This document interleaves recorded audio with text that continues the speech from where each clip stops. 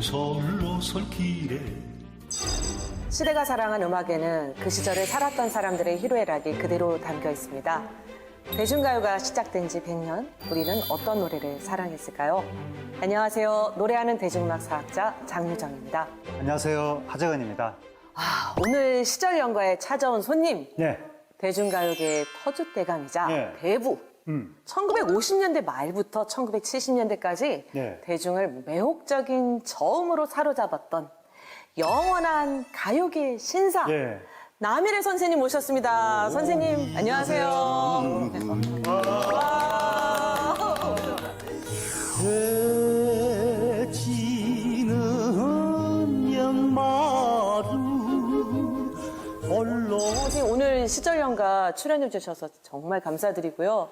오셨으니까 소감 한번 말씀해 주세요. 제가 사실은 출연 안 하려고 거절을 몇 번 하다가 왜 그러냐면 네. 제가 우리 가요계에 네. 말을 제일 조리 있게 네. 잘 못하는 부류에 속합니다. 잘 못하는, 조리 있게 잘 못하시는 분. 못하는.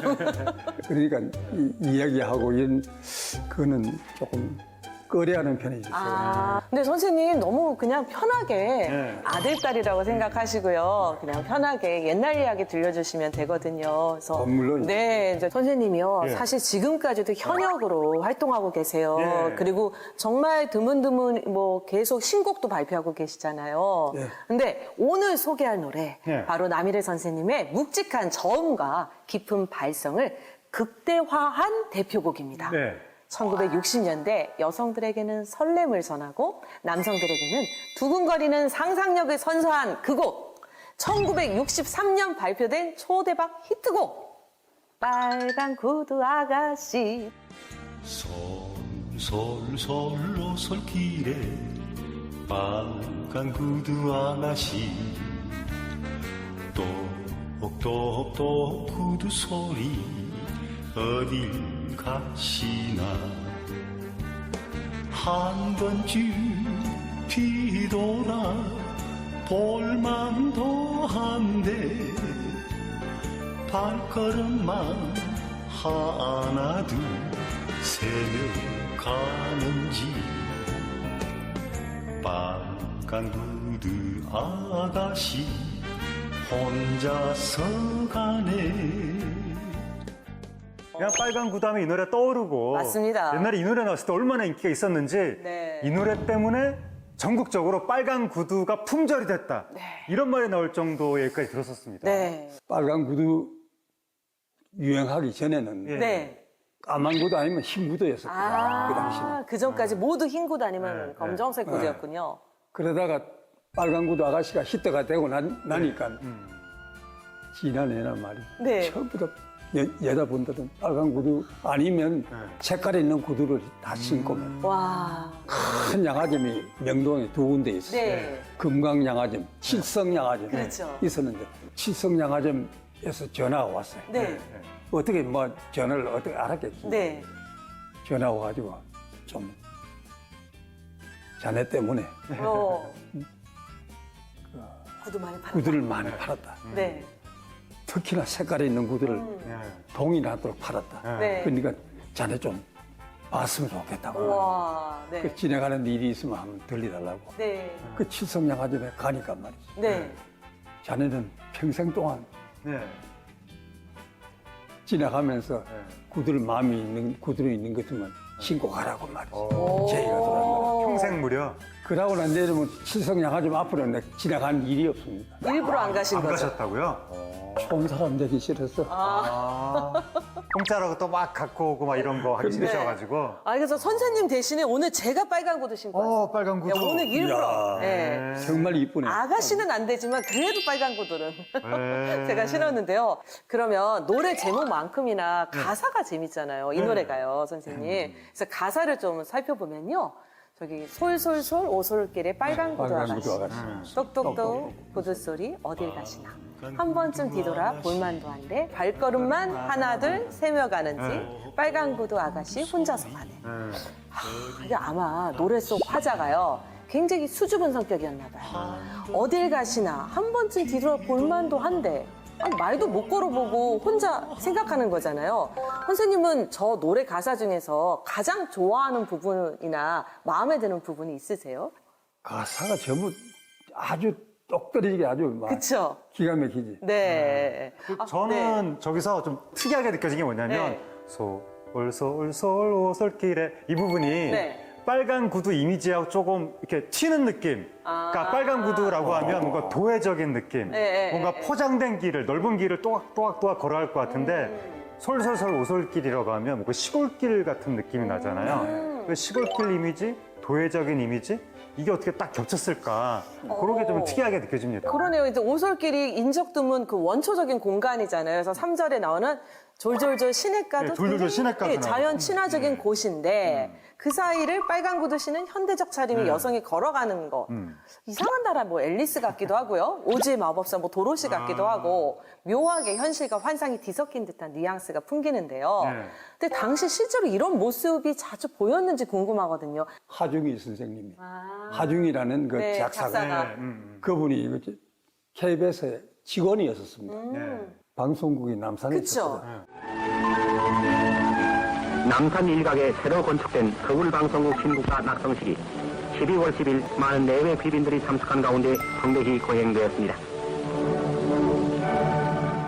지금은 네. 아스팔트로 돼가지고 아주 큰 길이 네. 큰 길을 이렇게 이제 네. 남산에 올라간 그때만 하더라도 오솔길이 아, 그땐 그래, 좁았나요, 아, 길이? 아, 눈에 보이는 대로 묘사한 거예요. 그렇죠. 그러니까 이게 1960년대라는 걸 네. 우리가 생각을 해야 되는 게 네. 지금이면 도회에 무슨 오솔길이 있어 하겠지만 네. 남산 그쪽에 네. 여전히 비포장 도로니까 네. 오솔길이 있었던 거고. 빨간 구두를 신고 남산에 올라가는 그 모습을 뒷모습을 보고 상상하면서 자기 책상에 출근해가지고 적었는 게 빨간 구두 아가씨다. 와. 근데 이거를 굉장히 빠른 시간 내에 작사했다고 들었거든요. 하중희 작사가님이요. 10분도 안 걸려서 나왔다고 말이야. 아, 이게 순식간에. 딱 나오고. 명곡은 그렇게 탄생합니다. 와, 긴 시간이 필요 없습니다. 네. 10분 만에. 그 순간에 그분이 오신 거죠. 그렇죠. 그분이 와서 그분이 오셨네요. 다 일필휘지로 네. 가사를 썼더니 명곡이 됐더라. 네. 이런 거죠.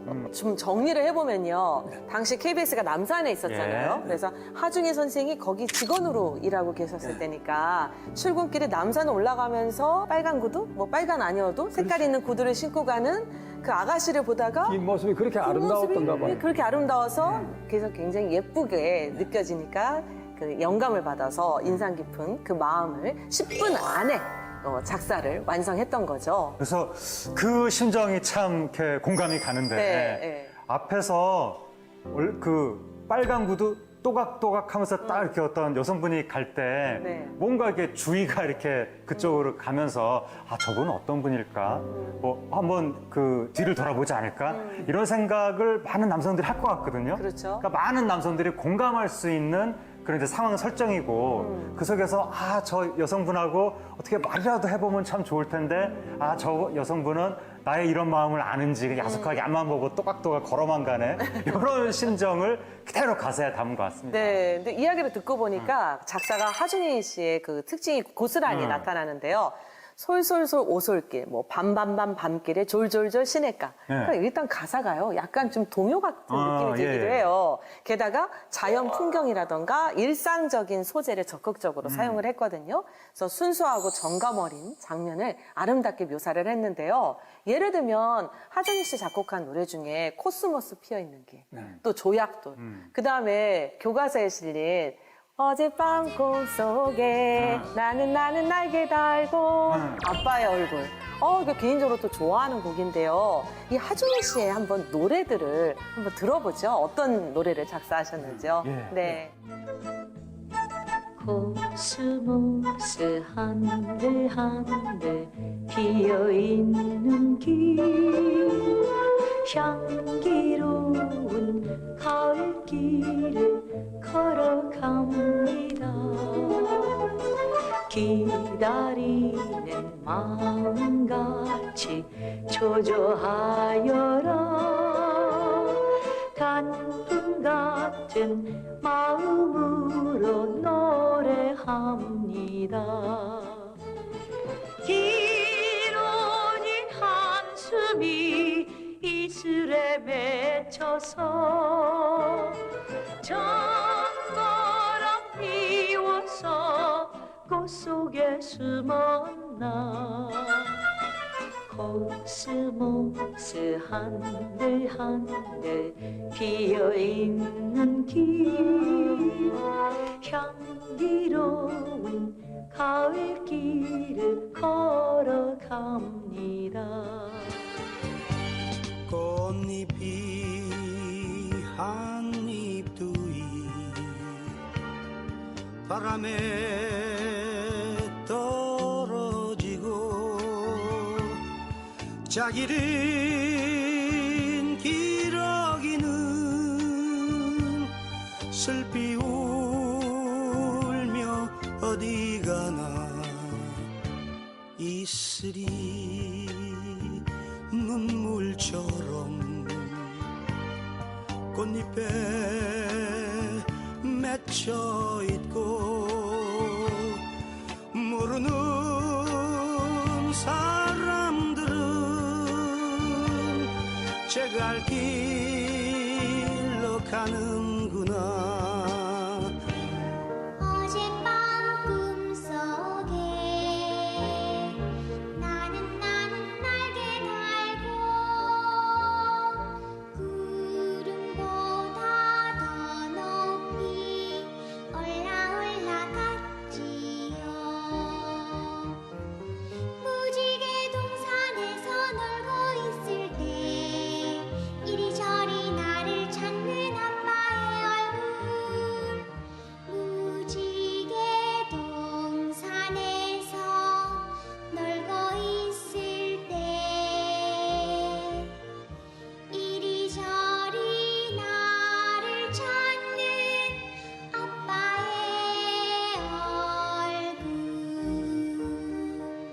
그 하중희 씨의 그 노랫말을 보면요. 예. 그러니까 뭐 솔솔솔, 그다음 한들한들 예. 이런 의성어, 의태어, 음성 상징어라고 하는데요. 그런 것들을 굉장히 많이 활용을 했어요. 예. 그러다 보니까 듣는데 리듬감이 예, 느껴진다고 할까요? 리드미컬하게 들리면서 뭔가 동화적이며 목가적이며 아름다운 느낌 네. 전체적으로 네. 그렇게 드는데 근데 이제 빨간 구두 아가씨에서도 보면 솔솔솔 오솔길 졸졸졸 시냇가 그렇죠. 이런 부분이 네. 딱 그 똑똑똑 하중희 씨의 구두 소리. 그런 네. 예, 느낌이 나타나는 것 같은데 근데 하중희 씨의 그러한 뭐 아름답고 전원적이고 목가적이고 이러한 음악 스타일을 더하기 빨간 구두 아가씨는 거기서 도회적이고 약간 자극적 느낌이 하나가 첨가된 거잖아요. 네, 예. 그런데 하중희 씨 본인이 100% 이런 전원적이고 목가적인 노래들보다 오히려 빨간 구두 아가씨를 더 좋아하셨다고 얘기를 들었는데 발표한 곡 중에서 제일 크게 히트한 노래예요. 제일 크게 성공했으니까. 가장 성공한 곡이니까. 그리고 또 지금도 들으면 옛날 노래 같지 않다고. 그렇죠. 지금도. 60년이 넘은 노래인데 네. 지금도 들으면 말이죠. 네. 후배 가수들이 많은 후배 가수들이 지금도 부르고 있고. 그렇죠. 네. 근데 이게 빨간 구두 아가씨가 당시 사랑을 받을 수밖에 없었던 이유가 있습니다. 네. 이때가 슬슬 우리나라에 파격적인 스타일이 등장하던 때인데요. 그래서 당시 그 어떤 패션에 대한 그런 새로운 열망들이 있었던 것 같아요. 전쟁 끝나고 막 미군들이 국내에 많이 들어왔잖아요. 그리고 그 영향으로 서구 문화도 유입이 됐던 것 같은데요. 네. 그러니까 서구 문화가 네. 막 들어오고 뭐 서구 음악도 들어오고 네.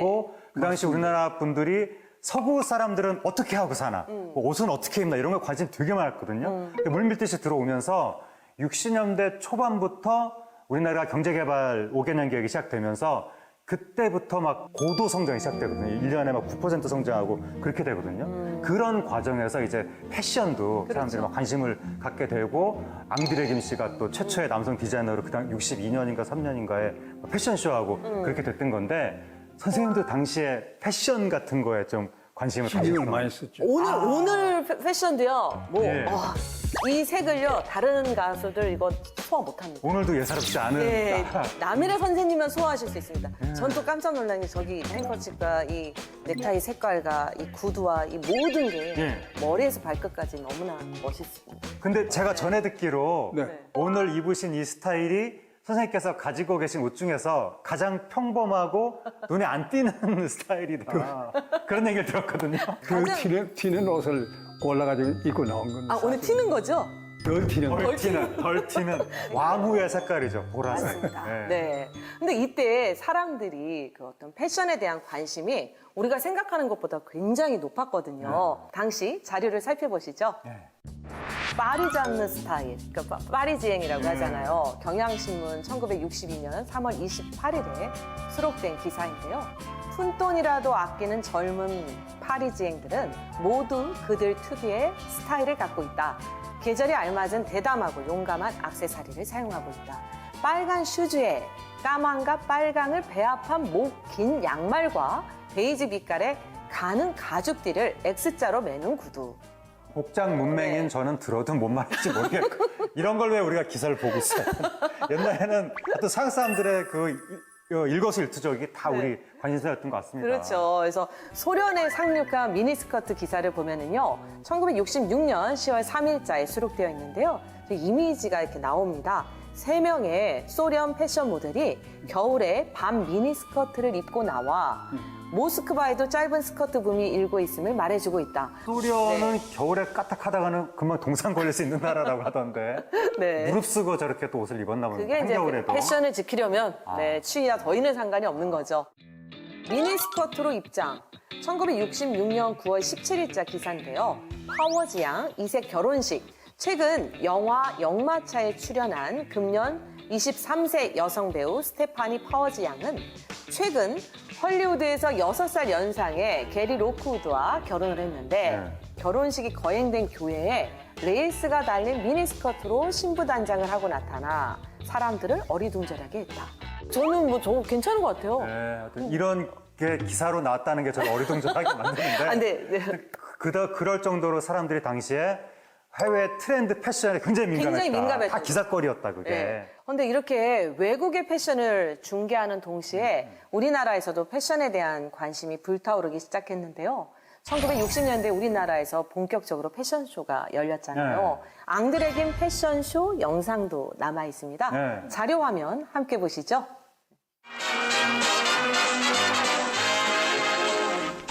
처음으로 국제 패션쇼가 서울에서 베풀어졌습니다. 우리나라에서 저 행사가요, 처음으로 열렸던 국제 패션쇼. 네. 패션쇼 아니고? 국제 패션쇼. 네. 저희가 뭐 한국, 프랑스, 이탈리아, 독일, 일본 등의 각국의 디자이너 옷이 뭐 67점이 출품이 됐다는 거예요. 네. 그래서 여배우들이 저 옷들을 입고 저렇게 선보였다고 합니다.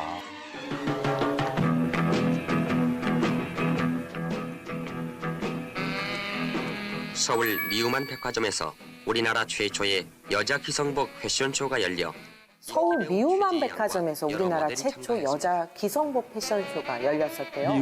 미우만 백화점이 잠깐 있었다가 없어진 백화점이에요. 시간과 품삯이 많이 든 맞춤 옷에 비해서 그래서 인기 배우 최지희 양과 모델들이 네. 참가를 했었고요. 저 패션쇼예요. 그래서 그 당시에도 그 어떤 값싸고 뭔가 꼼꼼한 기성복을 저렇게 패션쇼를 통해서 사람들에게 선보였었던 것 같아요.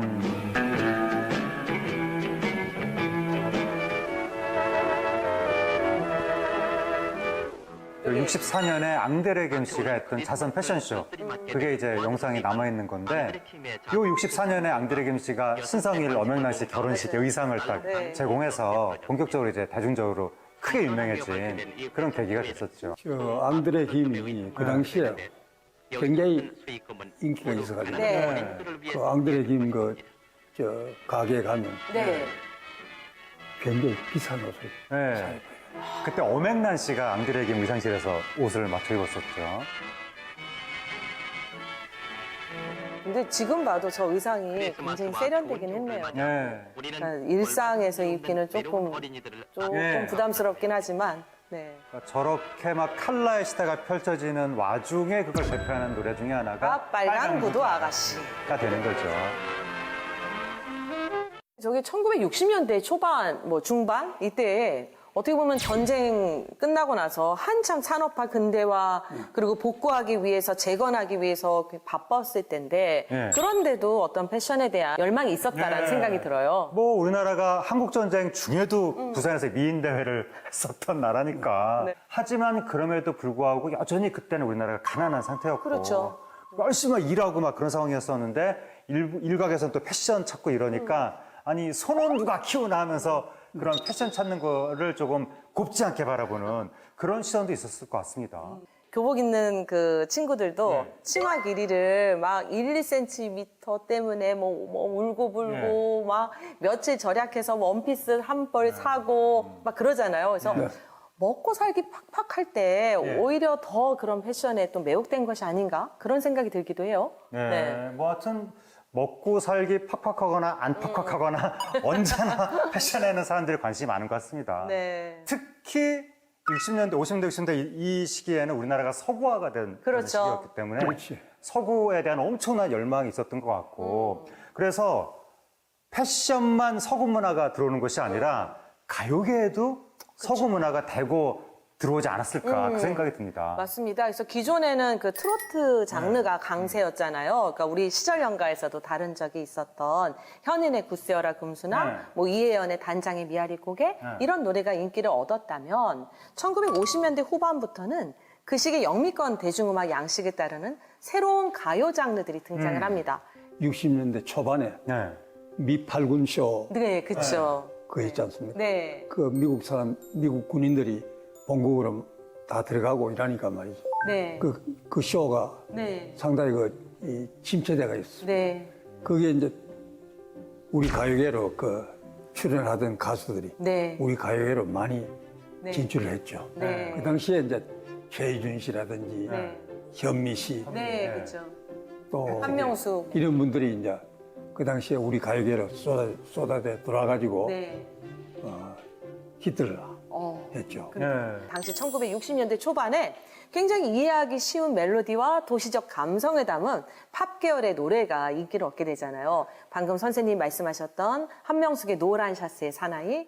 노란 샤츠 입은 마른 그 사람이 어쩐지 나는 좋아 어쩐지 마음에 들어 최희준의 내 사랑 주리안. 내 사랑 주리안은 마음 싣고 온 여자 그리고 나만을 사랑해 그리고 오늘 주제곡인 빨간 구두 아가씨. 이 노래가 굉장히 대표적인데요. 특히 빨간 구두 아가씨는 스윙풍의 굉장히 유쾌한 리듬과 멜로디로 사람들에게 인기를 얻었어요. 이 당시에 그 시기에 또 인기 가요들이 어떤 게 있었는지 그런 거 기억나시는 거 있나요? 최희준 씨 노래도 내 사랑 주리안도 있지만 우리 애인은 올드미스 뭐 이런 노래도 그때 우리 애는 히트가 되고 또 현미 씨 노래 밤안개가 이제 그때 나오고 그런 흐름 속에서 빨간 구두 아가씨를 딱 부르셔서 대히트를 치신 거잖아요. 그 노래 부를 당시 처음에 이제 또 녹음하실 당시에는 어떤 장르라고 생각하시면서 부르신 거예요? 이 노래는 여지껏 우리가 받아가지고 불렀던 노래보다도 한 2발자국 정도 앞서가 있는 노래구나. 아주 경쾌하면서 참 좋다. 이런. 작곡자. 악단장. 악단장이 원래는 트럼펫 그쵸. 리스트거든요. 트럼펫. 남이래 좀 봐. 그 따라가니까 코너에 거기 피아노가 하나 있더라고. 피아노 앞에 앉더니 그분이 트럼펫 리스트지 피아노 치는 사람이 아니니까 겨우 반주를 하더라고. 그러면서 이제 솔솔솔 하니까 목소리가 안 나오니까 음역이 내하고 틀리니까 휘파람으로 여러 분 가르쳤더라고. 그래서 그 당시는 하더라도 작곡가 치고는 되게 노래를 못 하시네. 이렇게 생각해. 내 혼자 해볼까요? 이러니까 바로 한번 해보라고.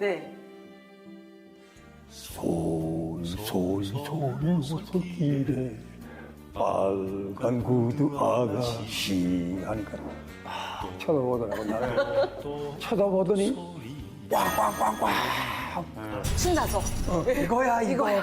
치면서 말이야. 바로 이거야. 이래. 그러니까 예, 딱 그. 그러니까 지금 생각하니까 내 노래를 듣고 내 목소리에 그 담겨 있는 빨간 구두 아가씨 목소리를 듣고 전혀 다른 색깔의 자기가 상상했던 그런 그림, 네. 음악적인 그림이 아니고 전혀 다른 그림이 나오니까 말이야. 너무 좋아가지고 표현을 한 게 자기도 작곡을 하고 난 뒤에 이 노래 임자만 가수만 제대로 만나면 말이야 크게 히트할 건데 하고 늘 아쉬워가지고 늘 가지고 다녔거든요. 그래서 인연이 돼가지고 제가 부르게 된 거지. 이 노래 같은 경우는 사실 저는 또 들으면서 어렸을 때 저 굉장히 많이 따라 불렀던 노래 중에 하나인데 되게 독특했어요. 이 노래 자체가. 그리고 선생님 그 창법이 또 아까 저음으로 중저음으로 쫙 깔리면서 멋있게 이 노래랑 또 어우러지거든요. 이 노래를 아마 고음 가수가 부르는 것도 히트가 안 됐을지도 모르지 사실은. 네. 솔솔솔 오솔 이렇게 고음 가수 부르면 말이죠. 목소리도 지었고 말이죠. 제가 이제 전속대가 있는 레코드 회사에 킹스타 레코드. 네, 킹스타. 네, 그 레코드 회사에 발매를 하니까 바로 히트가 납니다. 이게 인연이 따로 있습니다. 노래는. 선생님 그래서 그때 그러면은 김인배 선생님이 뭐 노래를 주셔서 노래를 녹음하실 때 무슨 에피소드 같은 게 혹시 있었나요? 처음에 제가 데뷔를 하니까 뒤에서 악단이 바로 연주를 해요. 바로 연주를 하고 거기서 바로 노래 불렀습니다. 그러다가 이제 조금 있으니까 한 1년 정도 있으니까 녹음을 해가지고 음악을 녹음을 미리 해가지고 그 음악에 맞춰가지고 노래를 부르는 시대가 도래하더라니까. 반주는 따로 녹음하고 그 다음에 그러니까 반주 들리는 걸 들으면서 선생님은 목소리를 녹음하고. 악단이 뒤에 바로 연주를 하는 것도 한 세 부만 들리면 말이지 막 하면서 말이지 막 신경질 막 낸다고. 여기 연습장소 연습하는 데인 줄 알아. 민망하시. 그러니까 더 경직되니까 못하죠. 더 경직돼가지고 더 노래를 안 나오지. 마이크에 대고 이제 녹음을 하고. 아주 편안하. 10번 해도 뭐 그렇죠. 야단치는 사람이 없으니까 노래가 잘 나오지. 그렇죠. 오히려. 네. 근데 선생님 원래 가수가 꿈이셨나요? 아닙니다. 그러면 어릴 때 늘 이제 배를 째는 신용을 하더래. 어머님, 아버님이. 의사 선생님. 야, 잘 크면 의사가 되겠구나. 이런 이야기를 많이 하면서 제가 자란 것 같아요. 아니 근데 의사를 꿈꾸다가 어떻게 가수가 되실 꿈으로 바꾸신 거예요? 고등학교 3학년 때 콩쿠르 대회에 나갔어요. 그 동네에 있는 친구들이 드디어 네 노래 잘하는 거 자랑합나 하러 나갈 때가 됐다. 그네 못 이겨가지고 나갔지. 이제. 나갔는데 내가 노래 부르고 난 뒤에 아무리 들어보니까 남의 노래 들어야 될 거 아니에요. 그렇죠. 들어보니까 내가 제일 잘하는 것 같아. 내가 어린 마음에. 선생님 듣기에도 어린 마음에. 근데 이제 3등상에도 안 부르고 안 부르고 2등도 안 부르고 안 불러. 1등도 안 부르고 상심해가 이랬는데 특등 정태호 내 본명이 정태호고 남미래는 예명이고 정태호 특등 특등이 이제 대상이지 그러니까. 그렇죠. 1등하는 바람에 그 다음 날부터는 학교에 공부 마치고 집에 들어오면 책가방 던지고 악장 공부하러 다니는 거죠. 음악 공부. 음악 공부하러 가셨구나. 그렇게 이제 특등의 주인공이 되시고 음악 공부를 하시다가 가요계에는 본격적으로 어떻게 이제 데뷔를 하신 거예요? 고등학교 졸업하고 난 뒤에 우리 학교에 음악 선생님이 계셨거든요. 계명대학에 초대받아가지고 교수로 이제 음대 교수로 초대받아갔는데 거기에 나를 데리고 온다. 그리 가려고 하는 어머님 아버님한테는 전부 거짓말 학교 간다고 말이지 거짓말 시켜가지고 등록금 받았는 거 다 모아가지고 그걸 몰래 말이지. 대명대 가신다고 거짓말하시고 다 거짓말. 그 돈 모아서 몰래 이제 12시 그 열차를 타고 서울 올라오고. 야반 도주하신 거예요? 그러네. 야반. 아니 근데 대구에서 그 오리엔트 레코드사 이병주 대표 선생님이 그다음 내가 이제 올라와가지고 몇 개월 고생하고 있으니까 이병주 선생님께서 올라오셔가지고 네. 레코드 취입을 하신다고. 아. 그때 내가 이제 끼어가지고 취입을 한 곡을 한 거라. 아. 했는데 히트가 안 돼서 그 그게 노래가. 1959년이었던 거죠. 1900. 그렇지요. 예, 1959년. 히트가 안 돼가지고 상심하고 있는데 네. 선배 가수가 나호란 선생님께서 보자 그런다. 그 갔습니다. 네. 가가지고 처음 받아 부르는 노래가 비 내리는 부두. 나호랑 선생님 곡을 데뷔곡으로 제가 정했습니다. 기적도 울어주던 그날 그 밤 이별이 영원히 맺지 못할 마지막 밤이 드냐 이별의 이 부두에 실비만 내린다 그때부터 승승장구하는 게 아마 그렇죠. 정신이 하나도 없는 거죠. 그렇게 해서 이제 60년대에 이제 탑스타로 울뚝 네. 서시는 거죠. 굉장했습니다. 이렇게 60년대로 이제 접어들게 되는데 저희 프로그램의 특성이 또 시대 얘기를 해야 되니까 60년대 또 그 분위기를 얘기를 또 해야 되거든요. 50년대 절대적 빈곤에서 60년대는 뭔가 좀 이제 경제가 꿈틀꿈틀하는 그런 시대로 이제 접어드는데 그 꿈틀꿈틀이 전국에서 골고루 다 똑같이 이렇게 일어선 것이 아니라 도시 위주로, 그렇지. 산업단지 위주로 네네. 그렇게 되다 보니까 도농 격차가 나타나기 시작했었다. 60년대 초에 이제 경제개발 5개년 계획이 본격적으로 출범을 하면서 그때부터 조금씩 고도 성장이 시작되고 경공업 위주로 그렇게 이제 경제 발전이 이루어졌는데 아까 말씀드린 것처럼 대도시 위주, 산업단지 위주다 보니까 농촌에서 다 이제 사람들이 도시로 이제 막 이주를 하는 그런 상황이었었고 그래서 도시는 점점 비대해지고 조금씩 잘 살게 되고 농촌은 조금 떨어지는 그런 움직임이 시작했던 출발점이 60년대였습니다. 네. 영상으로 한번 이 시기 한번 보실까요? 네. 네.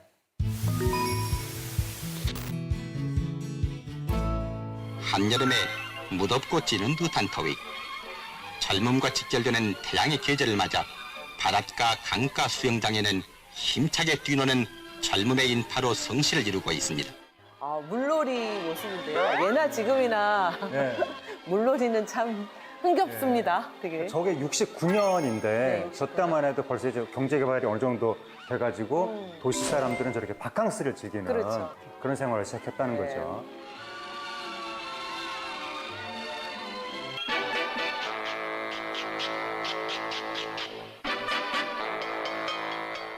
그리고 농촌에서 당시에 1962년에 그림극을 상연을 했었대요. 네. 그래서 저렇게 그림극을 상연, 그림극 가지고 다니면서 보여주기도 하고 이야기도 하고. 시골에서 그랬겠죠. 서울에는 저런 게 없었어요. 그러니까 그 그림극을 했었던 이유는 전기가 없기 때문에 그렇죠. 네. 그래서 했다고 하네요. 더 잘 살 수 있는 길, 그리고 찾아온 광명 등을 상연해서 농민들에게 새로운 지식을 전달해주고 있습니다.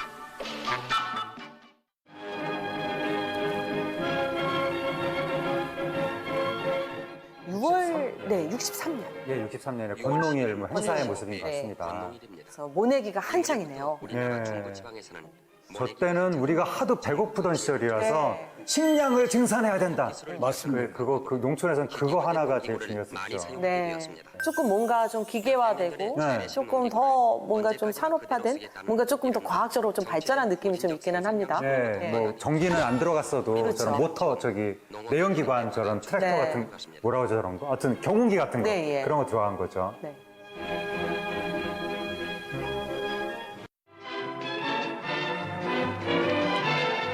여름방학을 맞은 전국의 학생들은 농어촌 봉사활동에 앞장섬으로써 새로운 젊은이의 자세를 갖추고 있습니다. 우리가 왜 농활이라고 해서 네. 그 농촌에 봉사활동 갔었잖아요. 네. 대학생 때. 그게 1960년대에도 저렇게 있었네요. 네, 영세대학교 학생들이 봉사대를 만들어서 200여 명이 농촌에 가서 뭐 일선도 도와드리고 네. 이발도 해드리고 문패 없는 집에 문패 달아드리고 이렇게 했었다고 합니다. 네. 지방의 사정에 따라 도울 수 있는 모든 일을 자기 일처럼 돌봐주었습니다. 저렇게 이제 봉사를 했다는 것은 도시의 학생들이 농촌을 도와드려야 할 대상으로 인식을 했다는 거죠. 그렇죠. 그만큼 이제 도시가 조금 상대적으로 앞서 나가다 보니까 그렇죠. 그렇게 네. 시혜적인 움직임이 네. 나타났던 것 같습니다. 그만큼 도시와 농촌이 간극이 있었던 네네. 1960년대 그런 모습을 볼 수 있고요.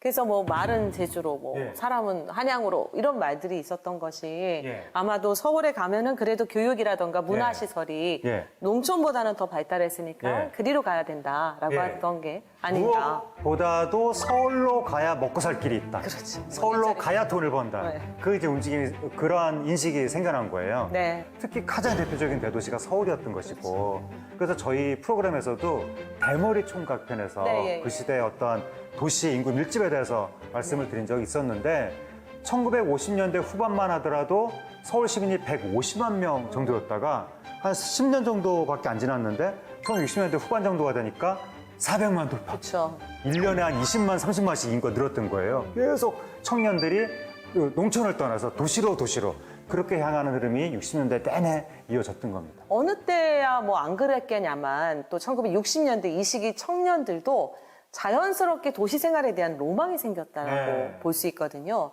도시, 특히 서울에만 오면 패션, 그죠? 패션이든, 패션. 네, 팝 계열의 유행가든 모두 만나볼 수 있었으니까요. 네. 그래서 이 무렵에 빨간 구두 아가씨 외에도 도시 생활을 동경하는 곡들이 다수 등장을 하는데요. 함께 들어보시죠. 네. 진 저녁 붉은 차에 윙크하던 청년 실사 그 언젠가 주신 편지 나도 몰래 찢었어요. 그런데요 왜 그런지 이 가슴은 두근거려. 놀리지를 말으세요. 사랑이 무언가요? 나는요 명랑한 서울의 선차차장. 나는 못생겼지만 서울 플레이보이 머리랑 깎지 않고 수염마저 길렀지만 데꼬라도 좋아 맥주 맛도 오케이 나는야 서울 플레이보이 멋쟁이다 제일이다 서울 플레이보이. 서울의 아가씨는 멋쟁이 아가씨. 서울의 아가씨는 맘 좋고 슬기로워. 서울의 아가씨는 명랑한 아가씨. 남산에 꽃이 피면 라라라라라라 발걸음 가볍게 라라라라라라 그대와 나란히 손을 잡고 걸어요. 서울의 아가씨는 멋쟁이 아가씨.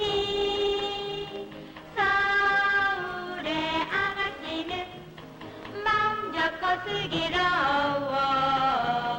서울의 아가씨는 명랑한 아가씨. 남산에 꽃이 피면 라라라라라라. 육군 사관생도로 아, 출연한 그 영화가 하나 있어. 어. 남성 금지구역. 아, 남성 금지구역. 남성 금지구역을 네, 맞아요. 얘네들이 노래 불렀어요. 불렀다고. 네, 맞아요. 이 아가씨들이 불렀다고. 우리 네. 후배들이. 맞습니다. 그래서 내가 이 시대 보면 그 생각이 자꾸 난다. 선생님, 그 팬들이 굉장히 많았잖아요. 그 당시에. 예. 기억에 남는 팬이 있으세요? 82년도 네. 10월 달에 브라질에 갈 일이 있어가지고 네. 그 공연을 하러 갔어요. 네. 가는데 이정표를 노래를 부르는데 네. 앞에 앉아있던 어떤 밤이면 50대 중후반쯤 되는 분이 딱 올라오더니 내 손을 탁 잡더니 말이지. 내 이 노래를 듣고 나니까, 자네 부르는 이 노래를 듣고 나니까 내 고향 생각이 나고 고향 갔다 온 기분이라고 막 우는데 말이죠. 교포분이 이민 가신 분인 거죠. 나도 같이 울면서 말 2절을 같이 노래를 불렀다고. 그러면서 내가 정말 가수가 되기를 잘했구나. 내 노래를 듣고 이렇게 감동을 하는 분도 다 있는 거 보니까 내가 정말 가수를 참 잘했구나. 특히 선생님 목소리가 이렇게 푸근한 중저음이어서 맞아요. 그게 또 많은 국민들한테 굉장한 위로가 됐던 것 같습니다. 제가 목소리가 특이하고 네. 이렇기 때문에 인기를 그렇게 얻은 것 같아요. 네. 히트곡도 많이 내고. 제가 데뷔하기 전에는 제 같은 그런 저음 가수가 없었습니다. 매혹적인 저음 가수 남일애 씨를 소개합니다. 이런 이야기를 그때부터 시작이 된 겁니다. 제가 데뷔할 때부터. 저음의 시대가 시작이 된 거죠. 그렇지, 시작이 된 거죠. 처음의 시작. 됐는데요. 남일애 선생님은 빨간 구두 아가씨 외에도 아까 말씀하셨던 비 내리는 부두, 그다음 저는 개인적으로 축배의 노래 좋아요. 한 송이 순정의 꽃 네에게 바치리까 마음의 창문을 내 앞에 열어주오 술잔을 높이 들어 청춘을 노래하며 이 밤은 즐거우리 인생은 즐거우리. 아주 멋진 노래. 너무 멋진 노래예요. 전 너무 사랑하는 노래고요. 이정표, 그다음에 첫사랑 마도로스도 굉장히 인기 있었어요. 첫사랑 마도로스, 심야의 종소리, 그대만의 브루스, 네. 이별의 15m, 종로 브루스, 히트곡이 굉장히 많았습니다. 히트곡을 막 이렇게 막 세야 되는 정도로. 네. 그래서 이후로도 꾸준히 매년 노래를 발표하면서 활발히 활동을 하고 계시는데요. 선생님, 최근에 그 신곡 나왔잖아요. 저희 신곡 한번 소개해 주시고 약간 이렇게 좀 들려주실 수 있을까요? 집으로 가는 길, 당신이 있기 때문에 나 항상 걸어온 이 길에 서서 당신을 생각하면 뜨겁게 흐르는 이 눈물은 한 남자의 사랑이야.